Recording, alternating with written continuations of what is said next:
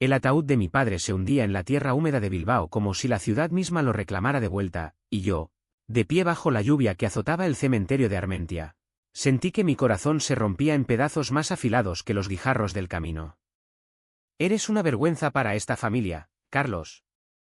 Por tu culpa, él se fue así, solo, gritó mi tío Ramón desde el otro lado de la fosa, su voz ronca cortando el aire como un cuchillo, mientras los paraguas negros se mecían como cuervos en una tormenta. Y entonces, el abogado, con su maletín empapado y una expresión que parecía tallada en granito vasco, se acercó y murmuró: Carlos, tu padre te deja todo. La fábrica, la casa, el dinero. Todo. Me quedé paralizado, el barro chupando mis zapatos como si quisiera tragarme entero. Bilbao, con su eterna llovizna y sus acantilados grises sobre el Nervión, siempre había sido un lugar de secretos enterrados bajo capas de niebla, y yo era el secreto peor guardado de mi propia familia. Hijo de un industrial que forjó su imperio en las acerías del casco viejo, crecí entre el humo de las fundiciones y el aroma salino del mar Cantábrico, pero mi vida se torció el día en que mi padre me encontró besando a un chico en el sótano de la casa familiar. Tenía 18 años, y él, con los ojos inyectados en rabia, me echó a la calle con una sola frase: no mancharás este linaje con tu podredumbre. Aquella noche, bajo la misma lluvia que ahora me empapaba, juré que nunca volvería a pisar esa casa ni a mendigar su perdón. Los años siguientes fueron un infierno discreto, de esos que Bilbao sabe tejer con maestría. Calles estrechas donde los vecinos cuchichean detrás de las cortinas de encaje, y empleos que te chupan el alma sin que nadie pregunte por qué. Limpiaba baños en un bar de lavando, fregando orines y vómitos de borrachos que cantaban jotas vascas hasta el amanecer. Cada amanecer, con las manos enrojecidas por el lejía y el corazón hecho trizas, me repetía que era mi castigo por ser quien era, un maricón en una tierra de hombres de hierro. Mi madre, muerta demasiado pronto de un cáncer que se la llevó como el viento se lleva las hojas de los robles, había sido mi único refugio, pero incluso ella, devota de la Virgen de Begoña, me había mirado con esa pena que duele más que el odio. Hijo, reza por perdón, me dijo una vez, y yo, con 15 años, le contesté: madre, Dios no perdona lo que él mismo creó. En aquel bar, conocí a Javier. Era el camarero nuevo, con ojos verdes como el musgo de los montes de Anitúa y una sonrisa que cortaba la niebla como un rayo de sol en invierno. Venía de un pueblo perdido en las montañas, hijo de pescadores, con tatuajes de anclas en los brazos que contaban historias de tormentas en el Golfo de Vizcaya. Al principio, nos cruzamos en los pasillos húmedos del sótano, donde yo fregaba y él descargaba cajas de vino. Oye, siempre limpias con esa cara de funeral, me dijo una noche, riendo, y yo, con el trapo en la mano, levanté la vista y vi en él algo que no había visto en años: calidez. Hablamos de todo y de nada, de las fiestas de San Mamés, donde el Athletic Club nos une como un credo, de las pinchos que se derriten en la lengua en las tabernas del casco viejo, de cómo Bilbao, con su Guggenheim reluciente y sus astilleros oxidados, es una ciudad que te rompe y te reconstruye al mismo tiempo. Nuestra primera noche juntos fue en su piso diminuto en Santuchu, con vistas a los tranvías que chirriaban como almas en pena. Me besó con una urgencia que sabía a sal y a vino tinto, y por primera vez, sentí que mi cuerpo no era una maldición. Eres precioso, Carlos, no dejes que te rompan, murmuró contra mi cuello, y yo, temblando, le creí. Pero el amor en Bilbao no es fácil, es como escalar el monte Archanda en tormenta, con vientos que te azotan y dudas que te hunden. Javier tenía sus demonios, un ex que lo había dejado por una mujer, jurando que los hombres como nosotros no duran. Y yo, con mi pasado enterrado, nunca le conté del todo sobre mi padre, sobre la fábrica que rugía en las afueras y el odio que me había forjado como una espada mellada. Los meses se convirtieron en años, y nuestro amor creció como el Nervión en crecida, profundo, turbulento, imposible de contener. Compartíamos cenas de bacalao al pil pil en cocinas improvisadas, caminatas por el puente de la Salve al atardecer, donde el sol teñía el río de oro, y noches en las que nos amábamos hasta que el alba nos encontraba exhaustos, envueltos en sábanas que olían a nosotros. Pero siempre había una sombra: mi trabajo. Déjalo, Carlos, busca algo mejor, me suplicaba Javier, pero yo negaba con la cabeza. Esto es lo que soy ahora. No merezco más. Él no entendía que cada fregado era una penitencia, un modo de castigarme por el pecado de amar a hombres en una familia que veneraba la hombría como un santo grial. La llamada llegó un martes de otoño, cuando las hojas de los plátanos caían como confeti triste sobre las aceras. Tu padre ha muerto, Carlos. Infarto en la fábrica, dijo mi prima Elena al teléfono, su voz un hilo de seda rasgada. No lloré.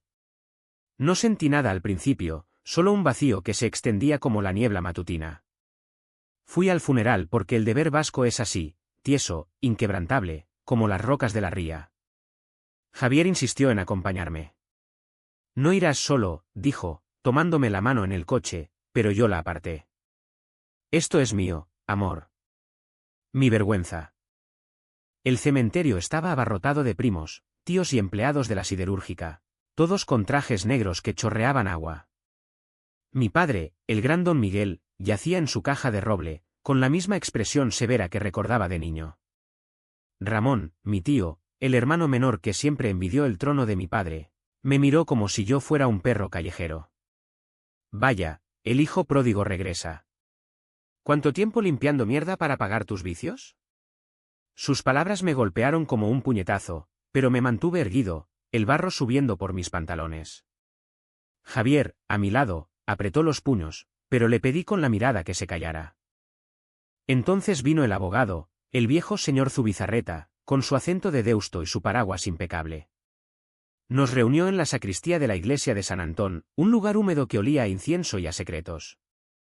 Don Miguel dejó un testamento claro, anunció, desplegando papeles amarillentos. Los murmullos cesaron como si un trueno los hubiera silenciado.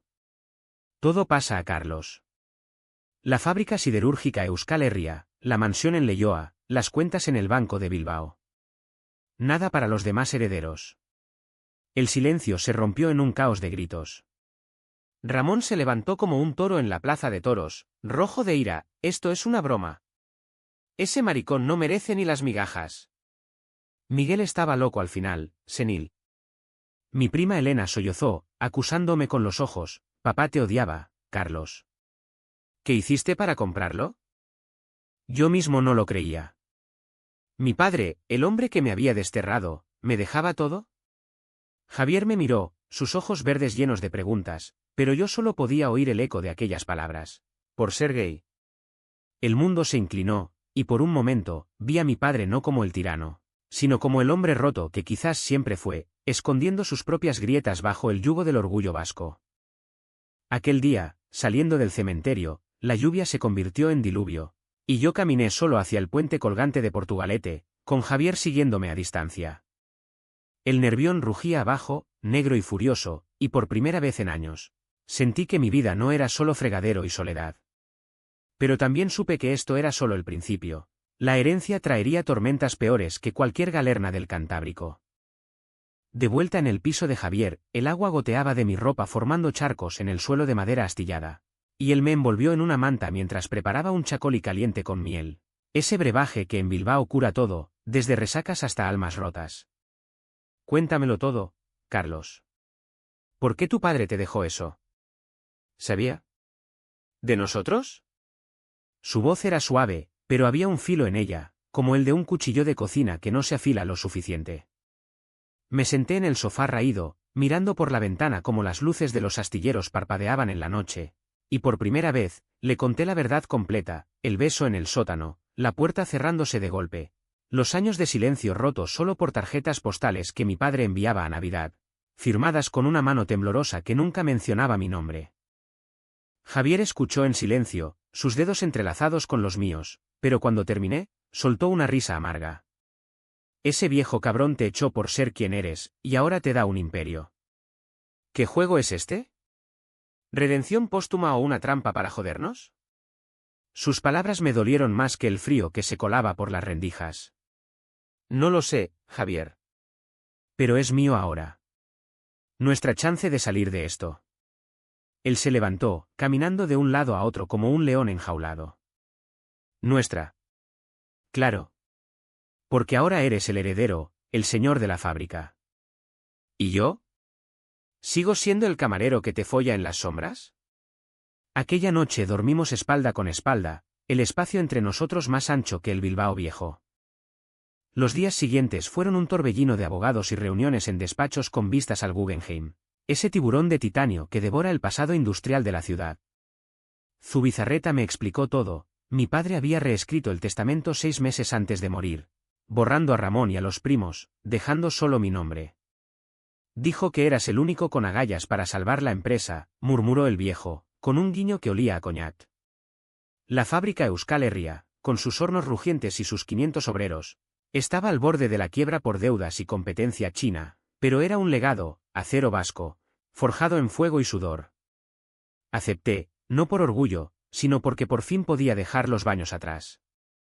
Mi primer día como jefe, caminé por los pasillos oxidados, oliendo a metal caliente y a historia, y los trabajadores me miraron con recelo. ¿El hijo del patrón? El que se fue por.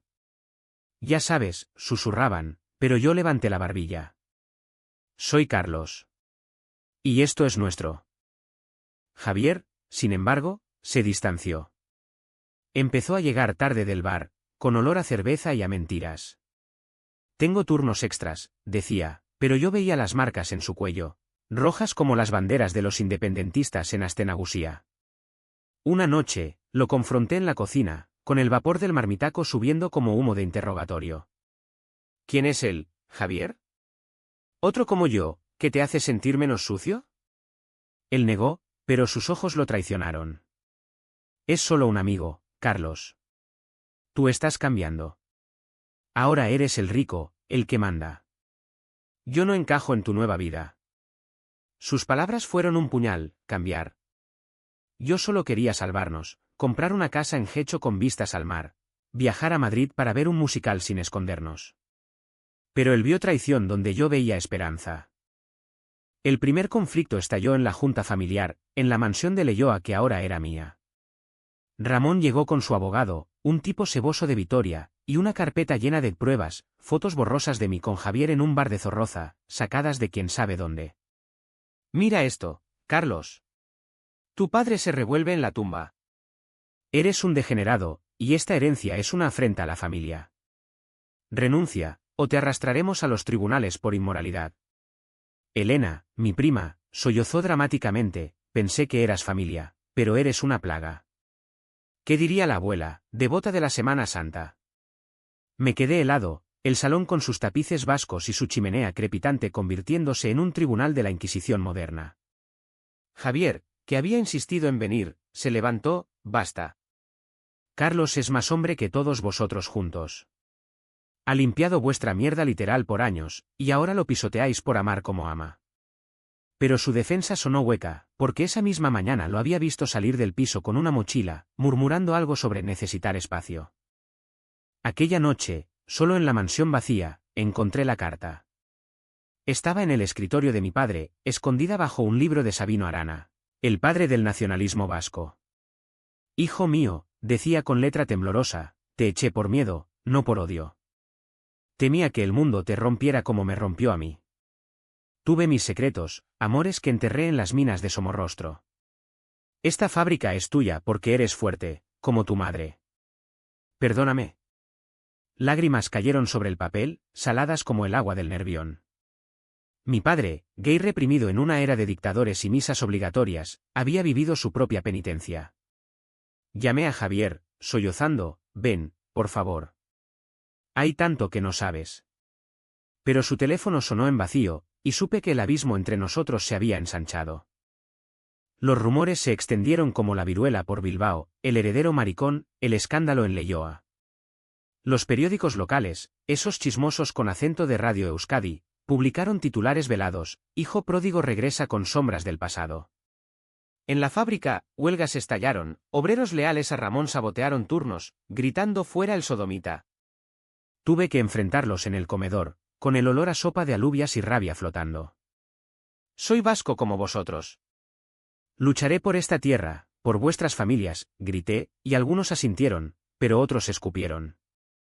Javier reapareció entonces, con ojeras y una excusa, fui a ver a mi hermana en Guernica. Lo siento. Nos amamos esa noche con desesperación, cuerpos chocando como olas contra los acantilados de Baquio, pero al amanecer, encontré en su bolsillo una nota, encuéntrame esta noche en el bar. Hablemos de verdad. M. El corazón me latió como un tambor de la tamborrada. ¿M? ¿Quién era ese fantasma? Seguí mi instinto, ese que me había llevado a fregar baños en vez de rendirme, y esa noche, bajo la luna que plateaba el casco viejo, entré en el bar de Abando donde todo había empezado. Allí estaba Javier, en una mesa apartada, con un hombre moreno de ojos fieros, besándolo como si el mundo acabara. El puñal se hundió, traición, pura y cruda, en el lugar donde nos conocimos. Javier, grité, y el bar se congeló. Él se volvió, pálido como un chacol y sin fermentar. Carlos. No es lo que piensas. Pero lo era. El hombre, Marcos, su ex, sonrió con sorna, vaya, el ricachón. Javier dice que ya no lo necesitas. Huí bajo la lluvia, el nervión rugiendo como mi furia, y juré que nunca más confiaría. Pero en lo profundo, el dolor era un río, amor traicionado, herencia maldita. Un padre fantasma pidiendo perdón demasiado tarde. Los días que siguieron fueron un vórtice de oscuridad, como esas galernas que barren el Cantábrico y dejan la costa hecha jirones. No dormía, la mansión de Leioa, con sus techos altos y retratos de antepasados ceñudos, se convertía en una tumba viva donde los ecos de mi padre susurraban acusaciones. ¿Por qué me dejas esto ahora, viejo? ¿Para que sufra doble? Javier llamó una docena de veces, mensajes que borraba sin leer, déjame explicarte, amor. Fue un error del pasado. Pero el pasado no besa en sombras, el pasado traiciona. En la fábrica, las cosas empeoraron, Ramón había filtrado las fotos a los sindicatos, y una manifestación estalló frente a las verjas, con pancartas que decían ni maricones ni patronos. La policía, con sus porras relucientes, cargó, y yo, desde mi oficina con vistas a los hornos, vi sangre en el asfalto, no mía, pero igual dolía. Decidí pelear. Convocé a Zubizarreta y a un equipo de abogados de Donostia, tipos duros como el Chacol y Añejo. Demandad a Ramón por difamación. Y salvemos la fábrica, ordené, mi voz un eco de la de mi padre. Invertí las primeras semanas en modernizar, paneles solares en los techos, cursos para los obreros en soldadura digital. Algunos volvieron a mi lado, como Iñaki, el capataz con cicatrices de quemaduras, eres como tu padre, chico. Duro por fuera, pero con corazón. Pero cada victoria era pírrica, por las noches, solo en la cama que Javier y yo habíamos compartido en sueños, el vacío me devoraba. Soñaba con él, con su risa en las sidrerías de Astigarraga, donde el sagardo fluye como promesas rotas.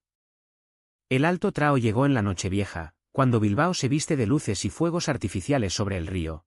Pero para mí fue una guerra. Ramón organizó una reunión familiar en la casa, un asalto disfrazado de cena. Llegué con Zubizarreta a mi lado, el aire cargado de olor a cordero asado y a traición. Elena estaba allí, con sus hijos pequeños correteando, y primos lejanos que fingían simpatía. Javier también, invitado por ellos, o por su culpa. Pensé que no vendrías, me dijo al verme, su voz un hilo. Vine a terminar esto, respondí, ignorando el tirón en mi pecho. Ramón alzó su copa de vino Rioja, brindemos por la familia, Carlos. Renuncia, y todo queda en paz. De lo contrario, esas fotos llegarán al Lendakari mismo. El salón estalló en murmullos, pero yo saqué la carta de mi padre, desplegándola como una bandera. Leed esto. Él me eligió. Y sabía quién soy. Las palabras de mi padre cayeron como bombas, sus amores ocultos, su arrepentimiento, su fe en mí. Elena palideció, papá. ¿Como tú? Ramón rugió, mentiras. Lo envenenaste en su lecho de muerte. Se abalanzó sobre mí, derribando la mesa, copas rompiéndose como ilusiones. Javier se interpuso, Ramón. Carlos es inocente. Pero en la lucha, su camisa se rasgó, revelando un moratón fresco en el pecho, marca de Marcos, sin duda. Tú, grité, empujándolo. Traicionaste todo por él. El caos fue total, platos volando, niños llorando, Zubizarreta llamando a la policía. Javier me arrastró al jardín, bajo la lluvia de fin de año que mezclaba lágrimas con gotas. Escúchame, idiota. Marcos vino a mí porque oí los rumores. Quería protegerme, decirme que tú me dejarías por el dinero. Pero lo rechacé. Esa nota era para ti, una trampa que él puso en mi bolsillo. Te amo, Carlos. ¿Siempre? Sus ojos, esos ojos verdes, brillaban con verdad, y por un segundo, el mundo se detuvo. Pero el daño estaba hecho, las fotos, la traición aparente, habían cavado un surco demasiado hondo. Pruébalo, susurré, roto. ¿Qué? Ayúdame a salvar esto. Los meses siguientes fueron de reconstrucción lenta, como Bilbao después de la inundación del 83. Retiré la demanda contra Ramón, no por piedad, sino porque la carta de mi padre pedía perdón para todos. Él se marchó a Vitoria, mascullando maldiciones, pero Elena se quedó, visitándome con sus hijos, susurrando, «Perdóname, primo. Éramos ciegos». La fábrica revivió, exportamos acero a Europa.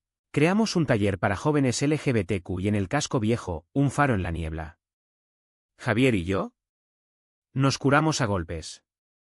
Terapia en un centro de Deusto, donde un psicólogo vasco nos hizo revivir cada herida, su miedo al abandono, mi penitencia autoimpuesta. Nos amamos de nuevo, pero con cicatrices visibles, como los grafiti en las paredes de Zorrozaurre. Un año después, en el puente de la Salve al atardecer, con el Nervión reflejando el Guggenheim como un sueño de Frank Gehry, le pedí a Javier que se quedara para siempre. Somos como esta ciudad, amor, rotos, pero hermosos. ¿Construimos juntos? Él sonrió, esa sonrisa que corta la niebla, y dijo, sí, Carlos.